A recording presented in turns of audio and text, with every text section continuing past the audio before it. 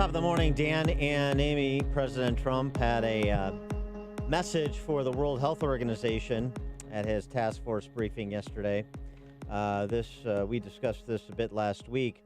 The fact that America provides any given year about 15%, sometimes more, of total of the overall funding for the World Health Organization. China provides something more like 0.2% of its funding.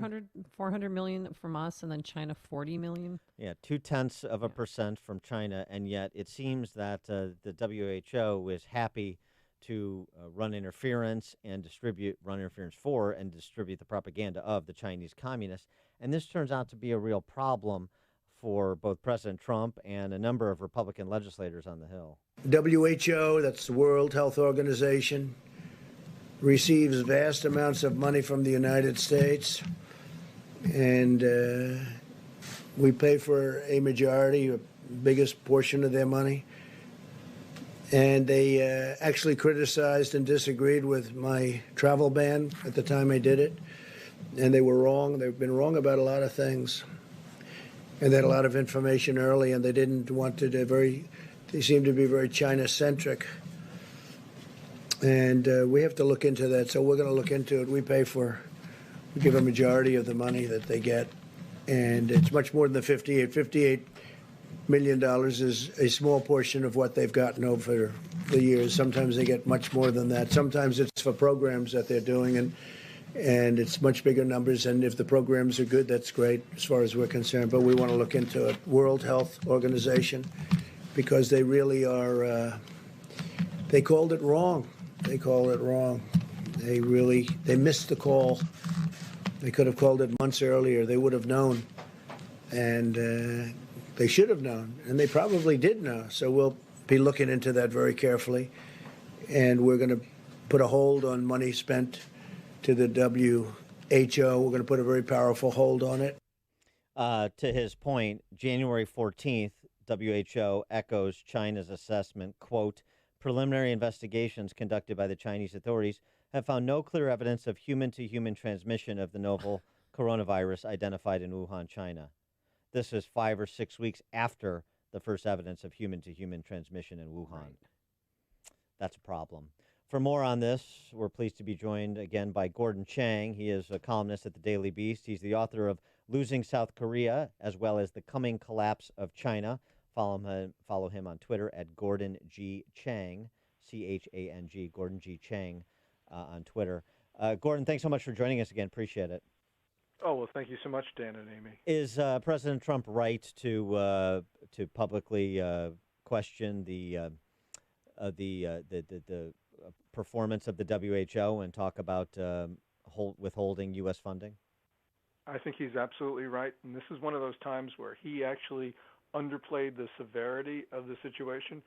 As you point out in that January 14th tweet, the WHO should have known that human-to-human transmission was possible. What they did was they propagated Beijing's line, and by doing that, they lulled health authorities around the world into not taking precautions that they otherwise would have adopted. And WHO did a number of other things which helped spread the disease. So we have what should be a local outbreak in the center of China due to China and the WHO probably working together as conspirators, actually spread this disease around the world. The Director General of the WHO, an Ethiopian named Tedros, he praised January 22nd, almost 10 days later. "I was very impressed by the detail and depth of China's presentation." He said the leadership and intervention of President Xi and Premier Li, the Minister of Health, has been invaluable, and all the measures they have taken to respond to the outbreak were something that he was impressed by. And he actually said something even worse than that. He said that China's measures are worthy of emulation and show the superiority of the Chinese system, which basically was an attack on democracy, which is not within the WHO's ambit. WHO did a number of things. As President Trump intimated, they tried to prevent travel bans. Those travel bans would have prevented the spread of the disease beyond China's borders. Tedros in January delayed the declaration of a public health emergency of international concern. In March, he delayed the declaration of a pandemic. I think the United States should defund the WHO unless Tedros and the number two, Bruce Alwand, actually leave. Because the WHO done a lot of good things, but on balance, it has been a malign influence and spread this disease. Was the WHO investigators, were they allowed into Wuhan to see for themselves what was going on? Yes, Or did they just... were for about a half day, and only part of the team was allowed there. Obviously, they didn't have the opportunity to do what was absolutely necessary, and that is to study the origin of this disease. Beijing prevented and has prevented the international community from doing that. WHO has not publicly complained about that. That's another problem, Amy, that the WHO has. Well, and with respect to the second in command there, Alwan, you talked about, he's the guy who last week in an interview with a Taiwanese reporter refused to answer any questions about Taiwan, refused to acknowledge Taiwan's existence. You just ended the interview. And this is as we're talking about Taiwan as one of the countries that perhaps is actually a model for the response. Actually, if you look at about 195 countries around the world, no country's had a better response than Taiwan. Now, Taiwan has a second wave of infections, but so do other countries in the periphery, including China. The world has a lot to learn from Taiwan, including the United States, about how to deal with this. And I think part of it is because they went through the SARS epidemic of 2002, 2003, and those countries that did so generally have better responses than countries that did not. We have a lot to learn from Taiwan, and the WHO needs to actually consult much more closely with Taipei. We have a lot to learn about geopolitics, too, and about the notion that medical professionals can also be enmeshed in geopolitics. And this Tedros gentleman, who previously served the Ethiopian People's Revolutionary Democratic Front, that government in Addis Ababa, that government, the People's Revolutionary Democratic Front, is supported by the Chinese Communist Party. And in point of fact, the CCP has underwritten construction in the capital city of Addis Ababa, everything from the metro system to highways and skyscrapers, as well as the $200 million headquarters of the African Union. So, those connections, I think, need to be brought to the fore to perhaps ask some difficult questions about Mr. Tedros's impartiality. Yes, Tedros, and there has to be more investigation into this. Tedros has been accused of underplaying cholera epidemics, which is really to the point of whether he is fit to serve as the head of the World Health Organization. China has spent a lot of effort controlling the WHO. Matter of fact, Tedros's predecessor, Margaret Chan, was the first Chinese national to head a UN body. She was generally undistinguished, and yet Beijing got another shot at this with Tedros. I think when we look at this, the United States has had to ask some really important questions about multilateral organizations, because they have actually been failing the international community, and WHO is prime candidate number one for that. So can we trust any of these numbers coming out of China? And the fact that now they're showing that life is slowly getting back to normal in Wuhan, which gives a lot of Americans hope. Yeah, well, life is slowly coming back in Wuhan, but no, you can't trust the Chinese numbers. China has been showing recently for the last 2.5, 3 weeks, they've been showing dozens of new infections, but they're saying that virtually all of them are from imported cases. Imported cases in their lingo are Chinese nationals returning to China. They have reported something like about 11 in-country transmissions so far, and that just is not to be believed from what we can tell about what's happening in China, plus also the modeling of virologists. That's completely inconsistent with what we're seeing. So until we have confidence in China's numbers, and that may never be the case, We should not be allowing arrivals from China in our country without a quarantine. I actually think that we should just not allow them at all until we get a much better handle on what's going on. I'm also a bit distressed about the inability to rely on some of our numbers. And even as you have members of Congress pushing for an end to U.S. quote unquote reliance on medicine from China, this number that's been bandied about 80% of America's drugs come from China. There's a very good piece in Reason Magazine by Eric Boehm, who actually goes back to try to source that statistic. And it really breaks down in terms of not the idea that we have supply chains with pharmaceutical products that go to China, and that's a legitimate area of inquiry, but it's not on the order of magnitude that has been previously suggested and now has become sort of accepted wisdom, even though it is a bastardization of what Senator Chuck Grassley wrote about active pharmaceutical ingredients and their sourcing in China. And it is a misrepresentation of a Government Accountability Office report from 2016, which concluded nearly 40% of finished drugs and approximately 80% of active pharmaceutical ingredients are manufactured in registered establishments in more than 150 countries, with China and India being two important ones. But that's very different than what we're being led to believe.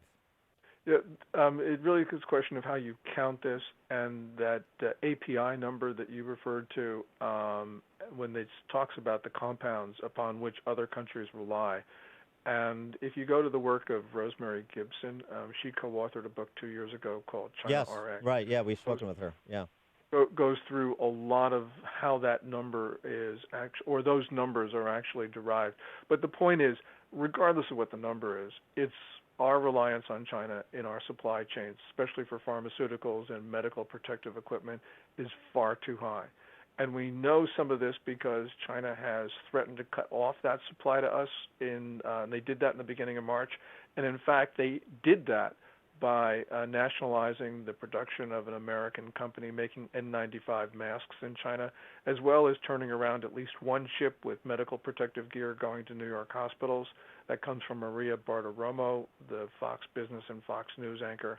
So we've got some real issues with regard to China being in our supply chains.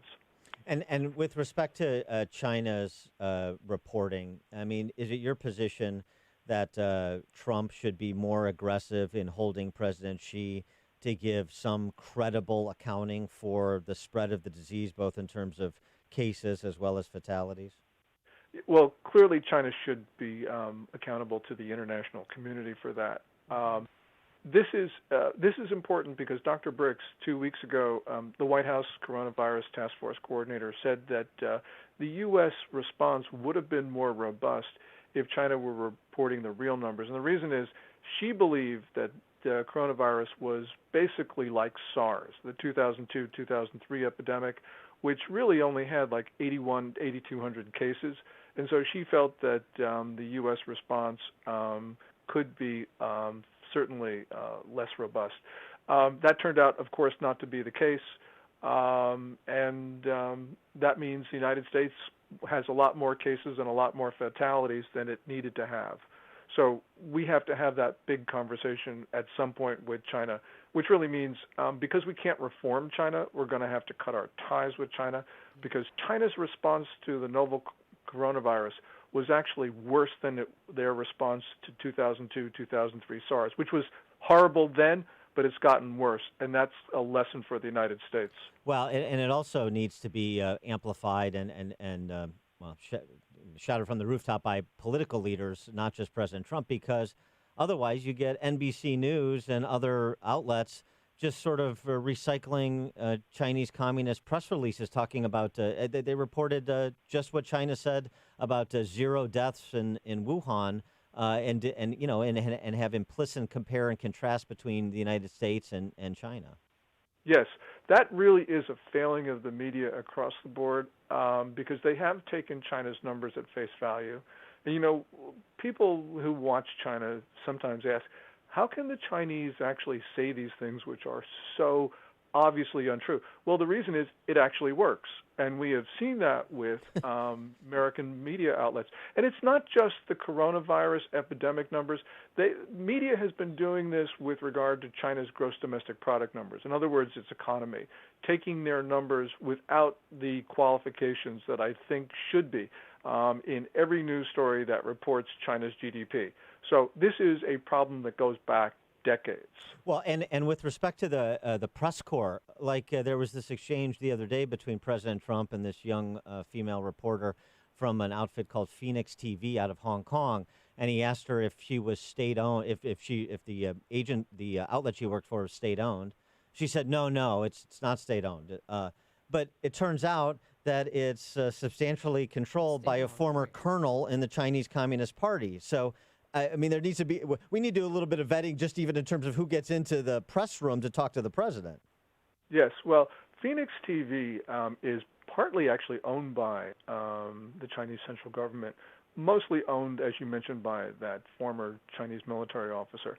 But what's important here is that its lines, what it reports, is in line, and it's been determined basically by the Communist Party's propaganda department. So it essentially is like state media. And the White House Correspondents Association should never have let that particular reporter into the press briefing. And the reason is reciprocity. We could not have a CNN or Fox reporter have a live interview with Xi Jinping, the Chinese ruler. So why do we allow Phoenix TV to have a live interview with the President of the United States? And by the way, that reporter didn't ask questions. She was making statements. Right. And fortunately, President Trump called her on that by saying, "Where's the question?" Do an interview. We can't even have a Wall Street Journal, New York Times reporter on the ground in China, much less do an interview, as you well know. He is Gordon. Yeah. He is Gordon Chang. He's a columnist at the Daily Beast, author of "Losing South Korea and the Coming Collapse of China." You can follow him at Gordon G. Chang on Twitter, and do check out his book, "The Coming Collapse of China," which is very, very good. Gordon Chang, always a pleasure. Thanks for joining us. Well, thank you so much, Dan and Amy. Thank you. And he joined us on our turnkey.pro answer line. Hear about the big stories of the day, then talk about them right here on Chicago's Morning Answer on AM 560. The Answer. Now that you're spending more time around the house, have you noticed that maybe a few things are needy? Call Crumweedy. Crumweedy Home Pros. There's no better investment than your home, and Crumweedy is open, doing proposals and booking jobs. This is a great time to call Crumweedy. Right now, no money down, no payments, and no interest for 18 months. Siding, windows, and roofs, all with no money down, no payments, and no interest for 18 months. And there's more. Half-price installation on siding, windows, and roofs. Hey, Sean Hannity here. Call the exterior experts, Crumweedy, Mark Olson, and Greg Olson of Crumweedy, a third-generation family business that's been doing Chicagoland exteriors now since 1953. It's all about trust, and they truly share your values. If your home is needy, call Crumweedy. 630-595-8020. 630-595-8020. Or just remember, homeisneedy.com. Homeisneedy.com. Crumweedy Home Pros. Don't be anxious. Don't live in fear. Well, good luck with that, but try not to, because it does hurt your immune system. And doctors say to have a healthy immune system, we have to get enough sleep. Yes, we have to get some exercise, J.B. Pritzker. And we have to eat healthy, and that means eating enough fruits and veggies, which you have to admit you're not doing on your own. It's very easy during this time to comfort yourself with comfort foods, but don't do that. Just take Balance of Nature, 6 capsules a day. You're getting 10 servings of 31 different fruits and veggies. Yes, it's that simple. I take mine around now, break open the capsules in warm water. It coats my throat. And you hear stories on the station all the time about how Balance of Nature has changed people's lives. Well, the next story could be yours. So let's do it together. Call this number. They have health coaches standing by. They'll answer any questions you have. The number is 800-246-8751. That's